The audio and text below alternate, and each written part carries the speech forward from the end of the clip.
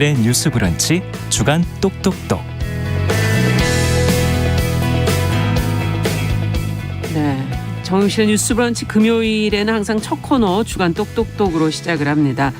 다양한 주제를 여성 청소년의 관점으로 바라보는 그런 시간이 되겠죠. 오늘도 두 분 자리해 주셨습니다.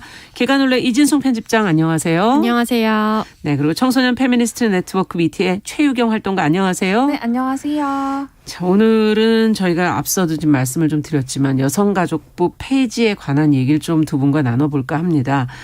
최근에 지금 여성가족부 폐지안이 담겨있는 정부 조직법 개정안이 이제 발의가 됐습니다.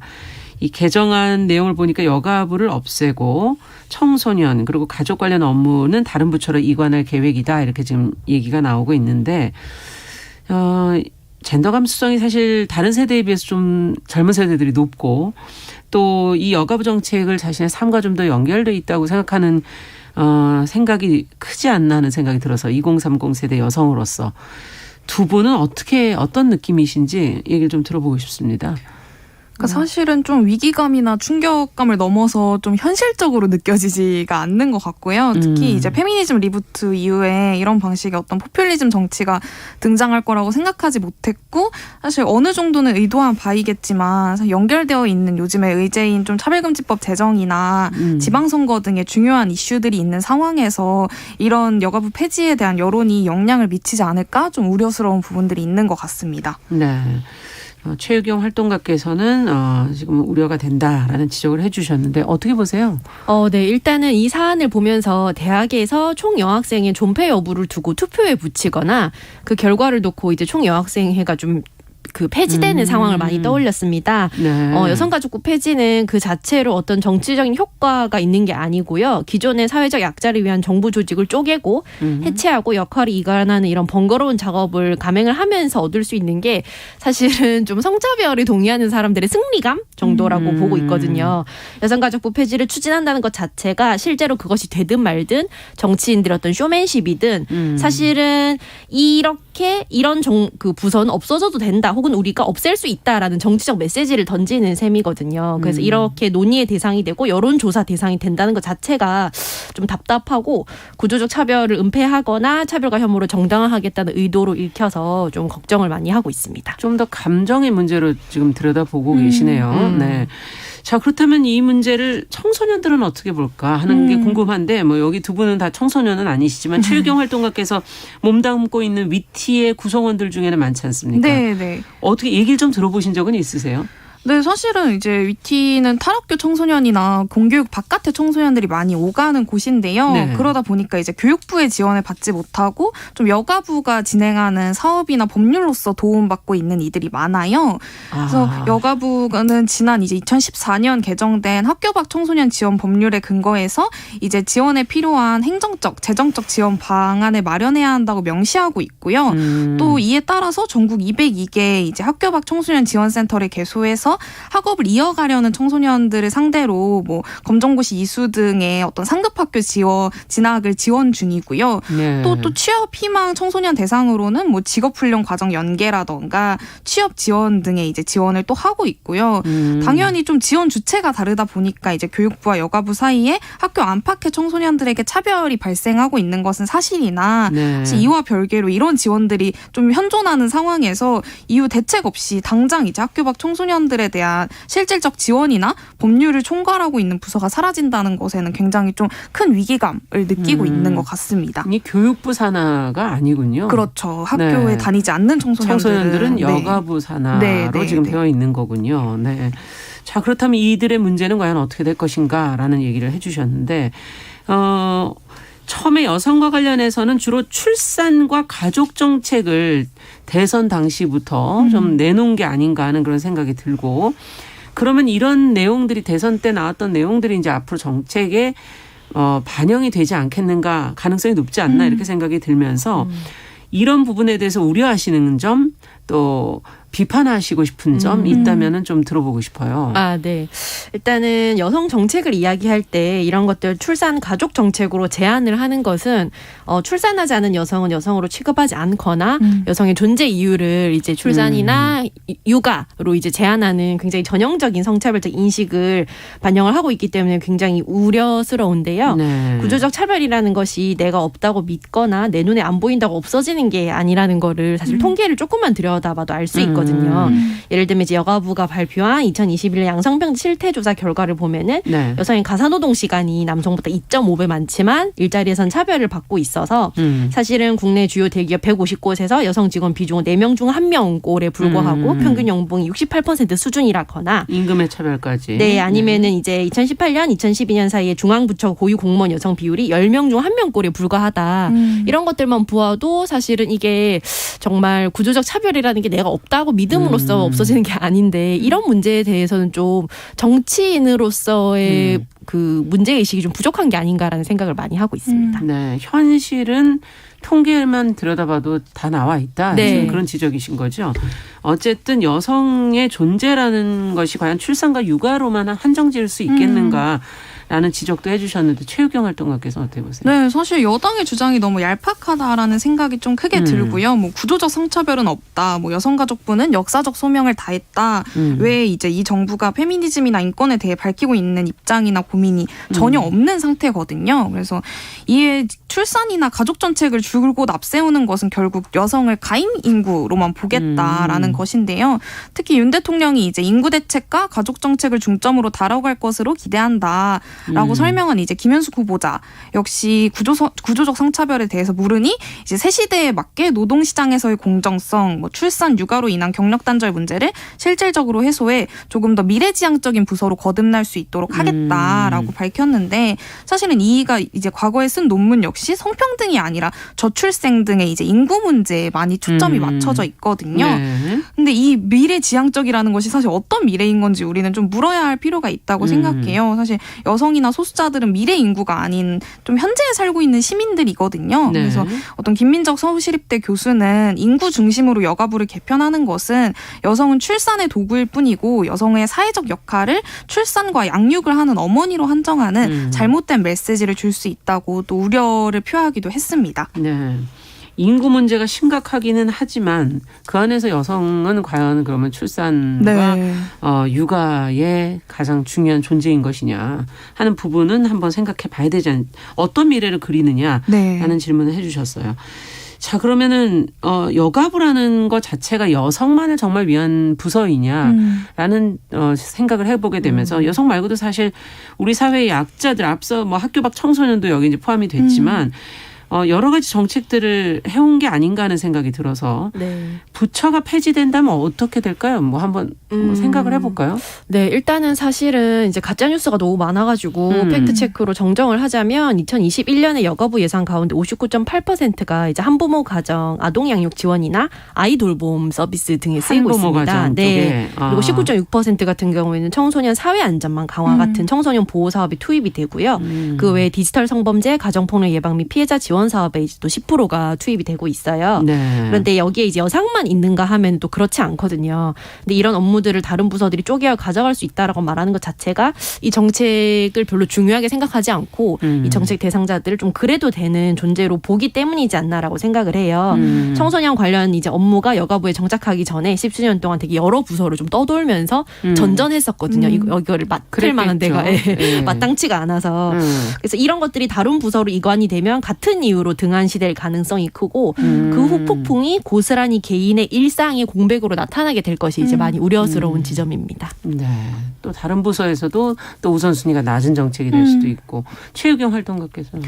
네, 지난 4월에 이제 전 여성가족부 장관인 정영애 장관이 이제 SNS를 통해서 여가부 폐지와 관련된 논란들의 입장을 또 밝혔어요. 근데 이에 따르면 여성가족부는 현재 이제 일본군 위안부 피해자 할머니들의 의료, 주거, 뭐 일상생활 등을 파악해서 이제 맞춤형으로 지원하고 있고 또 서울시 사건 피해자 변호인이 밝혔듯이 여성가족부에서 이제 피해자를 위해 상담, 뭐 법률, 의료 지원 등의 또 지원들을 해왔고요. 또 네. 2차 피해를 방지를 위한 이제 법 제도 개선을 위해서도 지속적으로 노력해 왔다고 합니다. 그리고 또 매년 성폭력 상담소 등을 통해서 약 35만여 건의 지원 등 이제 피해자들에게 좀 실질적으로 도움이 되려고 노력하고 있고요. 네. 하지만 지난 3일 이제 인수위가 발표한 윤석열 정부 국정과제에서는 여가부가 단독 주관 부처인 이제 과제는 하나도 포함되지 않았고요. 성평등 정책 총괄 부서 업무는 전혀 없는 상태였어요. 그래서 대책이나 이후에 어떤 그렇다면 이런 성폭력 피해자들 지원 앞으로 어떻게 할 것이냐라는 것들을 전혀 고려하지 않고 사실은 지르듯이 이제 페이스북 한 줄 이제 글로 지르듯이 정책을 내놓는 방식이라고 생각합니다. 네. 지금 뭐 성폭력 피해자들의 숫자가 정말 네. 줄고 있는 것인지 현재 상황이 그렇지 않다면 이 문제는 그럼 또 어떻게 할 네. 것인지 지금 주로 보니까 상담이라든지 뭐 의료뿐만 아니라 주거 또 법 제도적인 개선까지 맞아요. 사실은 챙겨야 할 것들이 업무들이 굉장히 많긴 한데요. 자, 그러면 여가부의 중요성 폐지 지금 뭐 후폭풍에 대한 얘기를 좀 해봤는데 가장 여가부에서 중요한 기능은 무엇이라고 보시는지 그것도 한번 좀 짚어주시면 좋겠고요. 여가부가 앞으로 또 해왔던 일 중에 없어져서는 안 될 일 그리고 정부가 여전히 또 여성을 위해서 지켜야 될 것들 그건 과연 뭐라고 생각하시는지 근본적인 것들을 좀 한번 차분히 좀 짚어보고 싶네요. 네. 사실은 여성가족부는 존재 자체로 일단은 굉장히 필요한 부서인데 처음에 이제 여성부가 2001년에 신설이 되었고 네. 그때부터 이제 우리 사회에서 어떤 성평등에 대한 논의라든가 이런 것들이 정책적으로 좀 본격화되기 시작한 시기거든요. 네. 그런데 이제 이런 것들이 되게 여러 가지 과정을 거치면서 이제 여성가족부에 이르기까지 왔는데 네.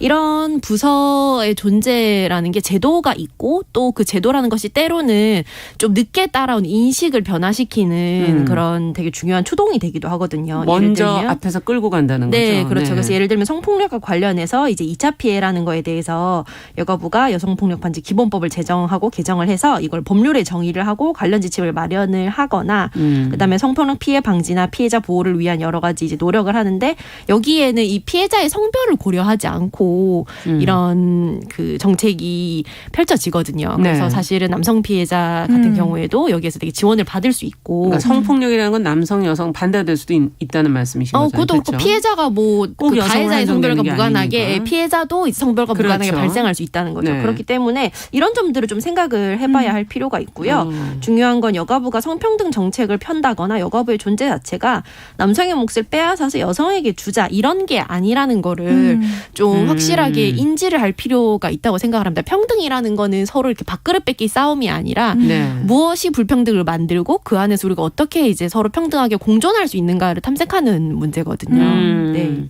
공존을 위해서 평등이 이제 필요해지는 부분을 더 짚어주시면서 좀 오해가 좀 있다는 말씀 좀 계속하시는 것 같아요. 이준성 편집장께서 좀 네네.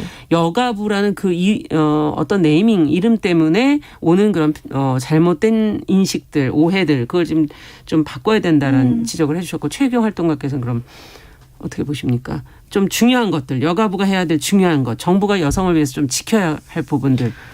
네, 사실은 좀 여가부가 해오고 있는 일들에 대한 평가가 좀 우선적으로 필요하다고 느끼는 것 같아요. 그래서 여가부 존폐 논란을 보면서 생각보다 시민들이 여가부가 하고 있는 일이 뭔지 잘 모르는구나라는 생각을 좀 많이 했고 사실은 저도 이제 공감하시는 거네요. 이 라디오를 준비하면서 여가부가 이런 일도 하고 있구나라는 예. 걸 또 새롭게 알기도 했거든요. 예. 그래서 그런 면에서 좀 여가부가 어떤 일들을 하고 있는지 여가부라는 것이 단순히 정말 말씀하신 것처럼 파이 싸움이 아니라 이들이 어떤 피해자의 성별도 무관할 뿐더러 좀 복지나 학교 밖 청소년 어떤 좀 이주 여성 등의 다양한 소수자들에게 또 다양한 복지와 또 국가 차원의 돌봄을 제공하는 부처인 거거든요. 네. 그래서 그럴 때 좀 이런 부서들이 당연히 중요하고 좀 폐지라는 것은 결국에는 백래시일 수밖에 없다라는 좀 말씀들을 드리고 싶습니다. 네.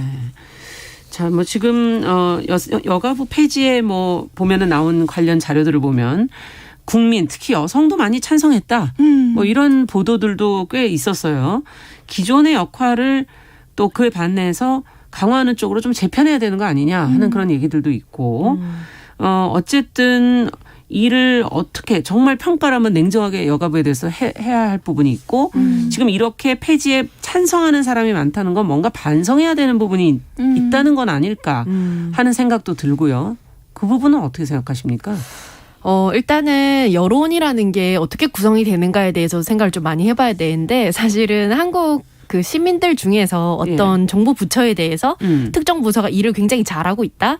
굉장히 유능하다. 그래서 우리 사회에 꼭 필요한 역할을 잘 하고 있다라고 말할 수 있는 부서는 그런 평가를 받을 수 있을 만한 부서는 사실 별로 없을 거예요.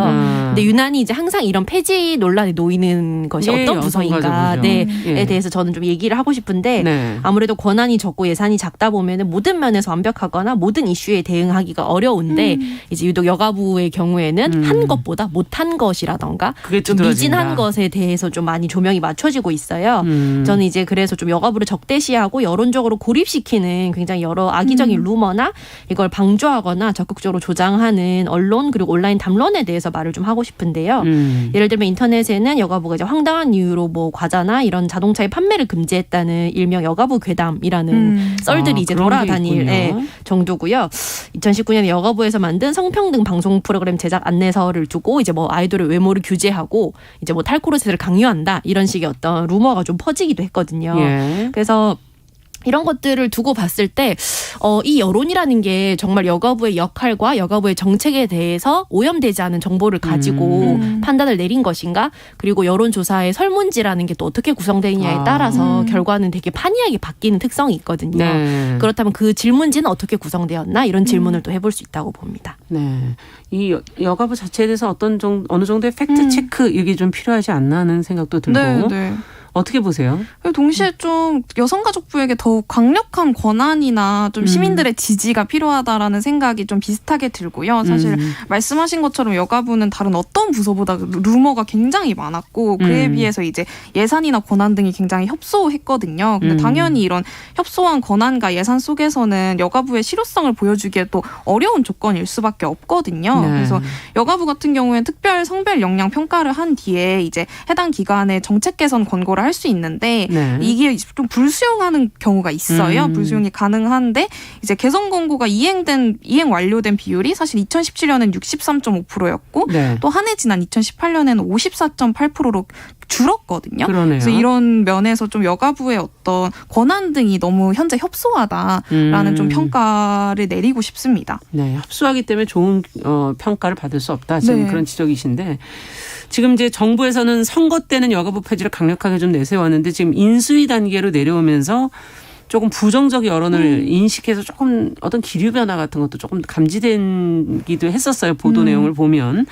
만약에라도 뭐 준치될 수도 있고 폐지된다면 그 이후에 그 여가부의 역할을 이어갈 다른 부처나 기구가 생기게 된다면 어떤 점이 기존과는 좀 달라져야 되고 어떻게 가야 될지 방향을 어떻게 가야 된다고 생각하시는지.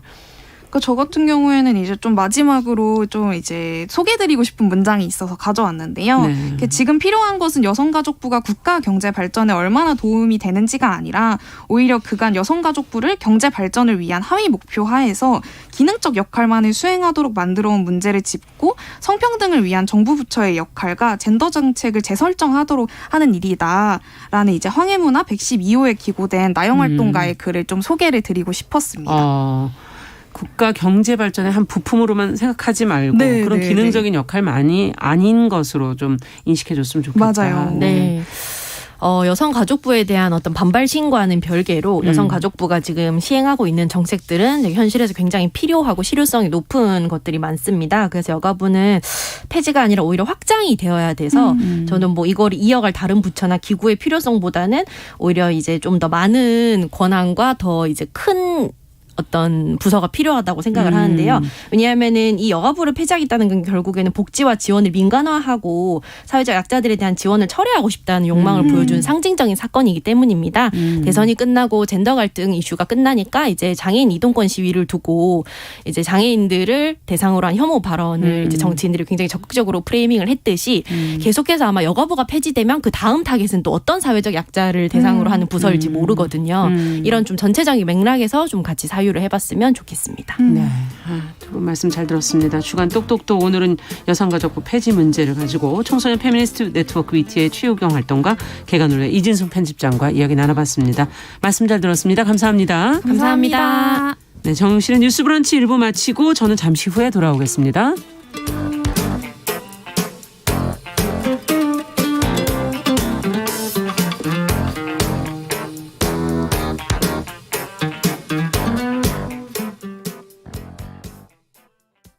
지금 시각은 11시 30분입니다. KBS